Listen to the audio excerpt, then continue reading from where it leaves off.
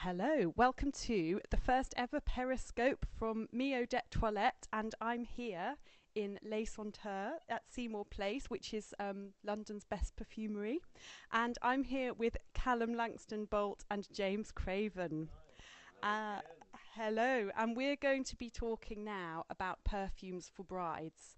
Now, the reason behind this film is firstly that it's that time of year, it's wedding season, but I get very bored with the usual wear a white floral just because you're getting married sort of magazine articles. So together, what we've decided to do is to think of some unlikely brides, mainly fictional brides, and for each of them, we're going to prescribe them a perfume. So this is for you if you are perhaps not so keen on your boring old have a white floral bouquet. Yes, we're going a little darker. Lovely as they are. Yes. Now our first bride is Bride of Frankenstein. We were so stimulated by this, we've got two. One is Carillon pour une Ange by Andy Tower, who's our fabulous Swiss perfumer. This Carillon pour une Ange is ostensibly a floral. It's got a lot of lily of the valley. It has tuberose. It's got this wonderful Carillon pour une Ange, a toll of bells, a ring of bells for an angel, which I think one can... Are there not bells in Bride of Frankenstein on the soundtrack? I think there are. So it's ostensibly a beautiful floral, but as you wear it, as you study it, it has got a definite sense of decay. It has a fleshiness. It has a certain weird quality about it. Something kind of slightly scary about it, and sort of, like you say, decaying and dying. Maybe a kind of almost carnivorous flower luring you in. Yes. Callum at the moment is playing the Debbie McGee character as well, holding the bottle. Yes, here we are. Shall we spray it in at the camera in case yeah, there we Makes are. it through the air. Oh yes. See, I mean, you can take it as you want it, because it can be worn as a lovely floral, but there's always this sense of danger about it, I think, an oddity and weirdness that makes it very compelling. I'm also thinking about the stone men in Game of Thrones, when their flesh turns to rock and it's sort of losing its... The grayscale. Yes, the grayscale. This is reminding me of that. And there's another one. And Elsa's very feminine Bride of Frankenstein as well. And you've got the Nefertiti visual references. And the other one is Francis Cordejean, Oud Silk Mood, because there are three of these. It's thinking of the texture of a rose-coloured scarlet deep pink silk.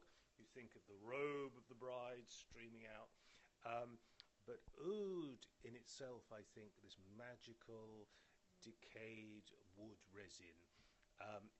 This has a strangeness and a strange isolating quality. And to me, I suppose it's something about you think about running your fingers along a bolt of silk, perhaps if your skin's a little bit rough, and generating a bit of static. That crackle you get from silk sometimes, from raw silk. There's something a little bit on the stage at Phantom of the Opera, when they haven't revamped the scenery for a few years at the theatre. Because it needs a bit of a makeover. It is the produce of decay, and this, it always, no matter how beautiful the scent, it's always there in the background. Absolutely, this sense of an exotic mould almost. Yours for the princely sum of? I think this is 270, 275. 275. It's parfum string. It's mould. It's the Roquefort of perfumes. Now our next bride is the bride from Kill Bill, Uma Thurman. How can we forget on her? Well, this is before she is on her journey of vengeance, when she is shot down at her own wedding and then turns into her vengeful self. So Callum, this is Yuzu Fu from Parfum d'Empire, which just has the right kind of metallic coldness. There's something very hard about it. My mum wears this. We were discussing this yesterday. But it's got this... We had a great craving for this yesterday, and we thought... And there's something just slightly peculiar about it, because ostensibly a kind of fresh green, citrusy scent, but then there's this kind of strange sweatiness and darkness, dirtiness, strange thing happening in the background. But there's definitely a bloody metallic feel as well. And with that determined, steely core, that reminds me of the scene in the car when she's saying, "Wiggle your big toe," and forces herself to move again. Oh. When Kotakati designed this, he's got this vision of old Japan and new Japan. And it's the new Japan. I think the skyscrapers, the urban sprawl, the remorselessness of the steel, the concrete. You get all this. It's very aggressive, I think. There's a hint of Lucy Liu as well, of her assassin. New Japan. So what do you think the husband of, if a customer wore this to her wedding, what kind of a man would you think she was going to marry? Very determined, very strong-minded gentleman. Because they could both wear the same one. Could both wear the same one. To stop you on that. Yes. So it's rather mild. It's good in this heat too, isn't it? Because it is very chilly. Icy and frozen blood. Frozen blood. Yeah. Okay, next bride, we have the Runaway Bride. So we're now in the territory of The Graduate, the famous film of the 1960s. Yes. So this one is Paris Seychelles, which is a brand new one from Pierre Guillaume's Collection Croisière, which is an ongoing series of scents, all based on the idea of the runaway, the cruise, the exotic holiday, the travel far afield. And it's a salty aqueous treatment of green and white lilies. So you've got that traditional wedding, because she's quite a traditional girl, isn't she, in that film, as I recall.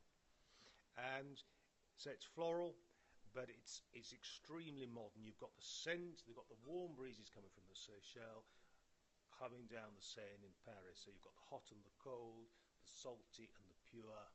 it's slightly fatigued smelling, though, slightly wan and fatigued, as though, yeah.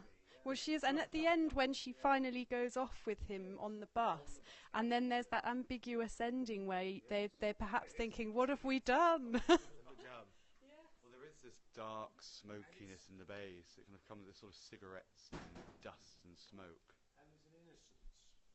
And there's an innocence and a wildness.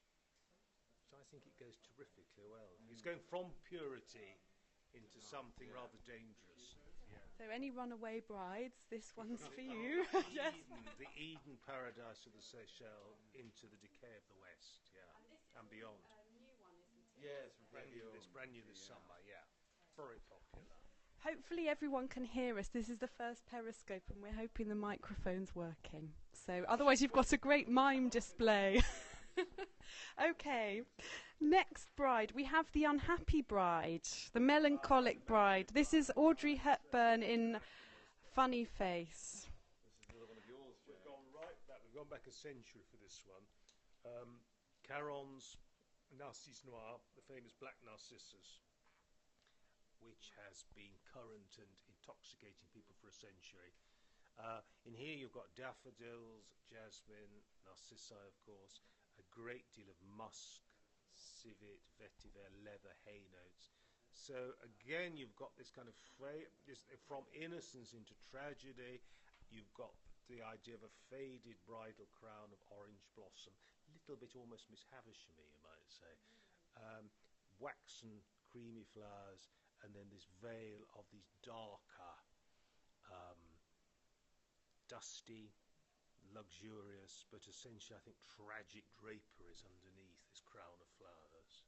It just does have there's something sad in there. It's like a bit kind of, like you say, melancholic, and because it sounds like the flowers are about to wilt. In this, you can be sexy in this, yes, but I don't think you can be exactly happy. No, and the thing about Audrey Hepburn in this, in this film, she's the new look. She's the sort of refreshing new style of model, yet for her to be wearing something so counterintuitive. Yeah, absolutely. About to wilt, yes. Wilt, until her love comes by and spots her in her wedding gown and comes to rescue her. Probably tears this off and goes for something much younger, more vivacious, greener, purer. But a legend and a fascinating scent, and one with innumerable moods. But I don't think happiness is one. So maybe we should we could park Audrey, and maybe we just go for Miss Havisham, because we should have talked about her anyway, really, as famous brides.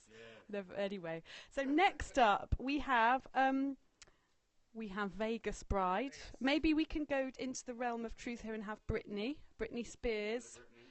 So many real life weddings in Vegas. Homer Simpson and Marge. That's not real life, but they had a quickie in Vegas, did they not? And Ross and Friends. Yes. Yeah. And one of our own dear former toilers at Les Senteurs, our wonderful Martin, who was married to Emma at Las Vegas, as I recall, a few years ago. So a Las Vegas wedding, maybe fast and furious and plastic fantastic and deliberately kitsch. So Actually very bright, rhinestones, and this is Ben Delirious from the ineffable État Libre d'Orange, which we've had here for great success for many years. And this is, it's the girl who shops at Henry Bendel's. Is that the sort of girl who goes to Las Vegas? I think it might. Might be. Well, this is the kind of thing they might pump out the slot machines in the casino. Very, very bright. It's very sequined. It's got grapefruit, notes of champagne, lollipops, luscious cherries, jam, vetiver, this sort of thing. So it's kind of gourmand, sweety, Sweet and sticky. It's moving. It moves all the time. It's like a kaleidoscope. It's red, it's purple, it's orange and yellow if you're seeing it in colours. It's all about restless movement and hyped up. Lots of sugar. Instant pleasure. It's a pleasure, and you want it to last about as long as your wedding or as your marriage. Then comes the divorce. It's not a long-lasting classic, but it's a lot of fun. It's a lot of ching-ching. Yes, and you would want to have this on in one of the fantasy hotels, maybe in the Bellagio. Multicoloured fountains, themed with Cleopatra's Palace, or I had a whole book of postcards. Or a Celine Dion show after the wedding, maybe. I mean, maybe Britney's still performing there, so. Still there. Yes, is she, Callum? Cher's going there soon, I think, as well. Well,